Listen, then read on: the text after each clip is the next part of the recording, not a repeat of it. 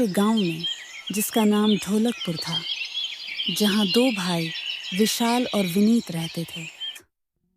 विशाल गांव का सबसे अमीर व्यक्ति था। उसके पास बड़े बड़े बंगले, खेत और एक सफल बिजनेस था। दूसरी ओर विनीत एक साधारण किसान था, जो अपनी छोटी सी जमीन पर मेहनत कर अपनी और अपने परिवार की जरूरतें पूरी करता था। दोनों भाइयों के जीवन में एक बड़ा फर्क था। विशाल दौलतमंद था, लेकिन हमेशा परेशान रहता, जबकि विनीत गरीब था पर हमेशा खुश रहता। एक दिन अचानक विशाल को एक चिट्ठी मिलती है। उसमें लिखा था, तुम्हारी सारी दौलत सिर्फ 7 दिनों की मेहमान है। जो कुछ भी बचाना है वो अब खुद पर निर्भर है।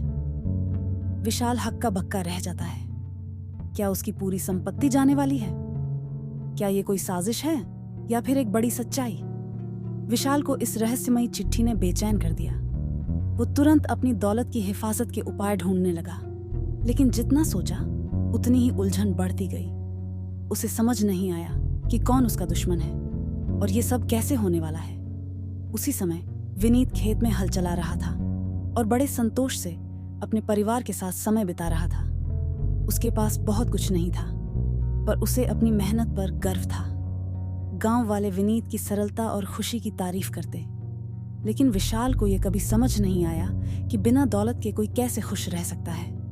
कहानी में बड़ा मोड़ तब आता है जब विशाल अपनी परेशानी लेकर विनीत के पास जाता है। विशाल, भाई, मुझे नहीं पता कि क्या करने वाला हूं। अगर वो चिट्ठी सच निकली तो मैं सब कुछ खो दूंगा। मुझे तुम्हारी मदद चाहिए। विनीत हंसते हुए, भाई, दौलत तो हाथ की धूल है, असली खुशी हमारे दिलों में है। इस बात से विशाल नाराज हो जाता है। उसे लगता है कि विनीत उसकी परेशानियों को हल्के में ले रहा है। लेकिन जब विशाल के सामने उसकी संपत्ति सच में कम होने लगती है, व्यापार ठप पड़ने लगता है, जमीन के दाम गिरने लगते हैं, तो उसे विनीत की बातों का मतलब समझ आने लगता है। क्लिफहैंगर, विशाल की संपत्ति धीरे धीरे गायब होने लगी है। लेकिन असली सवाल यह है कि यह कैसे हो रहा है। क्या यह कोई जादू है या फिर कोई बड़ी साजिश? विशाल अब एक बहुत कठिन दौर से गुजर रहा था।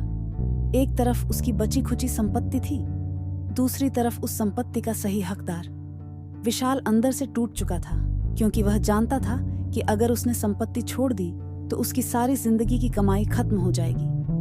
विनीत ने विशाल को फिर से समझाया, विनीत भाई, ये दौलत तुम्हारे जीवन में सिर्फ मुसीबतें लाएगी। जब तक तुम इसे नहीं छोड़ोगे, तुम कभी खुशी और शांति नहीं पा सकोगे। विशाल सोच में पड़ गया। उसे समझ नहीं आ रहा था कि उसे क्या करना चाहिए। एक बड़ी साजिश का खुलासा। तभी एक बड़ा खुलासा होता है। किसान का पोता असली हकदार नहीं था। वो तो एक धोखेबाज था, जिसने इस शापित संपत्ति की कहानी सुनकर विशाल को फंसाने की योजना बनाई थी। विनीत को इस धोखेबाज की सच्चाई का पता चल गया। उसने विशाल को बताया कि किसान का असली पोता अब इस दुनिया में नहीं था और यह व्यक्ति सिर्फ विशाल की दौलत हड़पने के लिए झूठ बोल रहा था।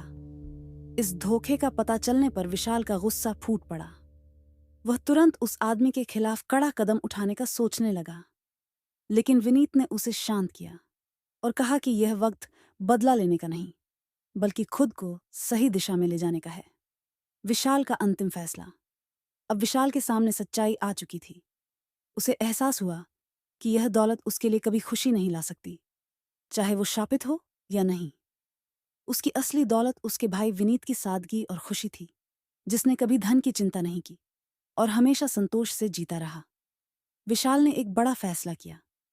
उसने अपनी संपत्ति का एक बड़ा हिस्सा गांव के लोगों के बीच बांट दिया, ताकि जो लोग जरूरतमंद थे उन्हें मदद मिल सके। बाकी की संपत्ति को उसने समाज की भलाई के लिए इस्तेमाल करने का निश्चय किया। विशाल ने अपने जीवन को एक नए सिरे से शुरू किया। उसने अपने भाई विनीत की तरह एक सादा और संतोषजनक जीवन जीने का निर्णय लिया। उसने बिजनेस छोड़कर अपने जीवन को दूसरों की सेवा में लगा दिया। कहानी के अंत में विशाल और विनीत एक साथ खेत में काम कर रहे होते हैं। विशाल अब खुश और संतुष्ट है। उसने अपनी दौलत खो दी, लेकिन असली दौलत, संतोष और शांति, पा ली। गांव के लोग उसकी तारीफ करते हैं और विशाल को अब असली खुशी का मतलब समझ आ गया था। विनीत मुस्कुराते हुए कहता है, भाई, दौलत हमारे पास हो या ना हो, असली खुशी तो हमारे मन में होती है। विशाल हंसते हुए जवाब देता है, सच कहा भाई, असली दौलत हमारी सोच और हमारे कर्मों में है। कहानी का अंत इस खूबसूरत सच्चाई के साथ होता है कि असली दौलत धन में नहीं, बल्कि संतोष और सरलता में होती है। विशाल और विनीत अब एक साथ एक खुशहाल जीवन जी रहे हैं और उनके गांव में भी अमन और शांति है।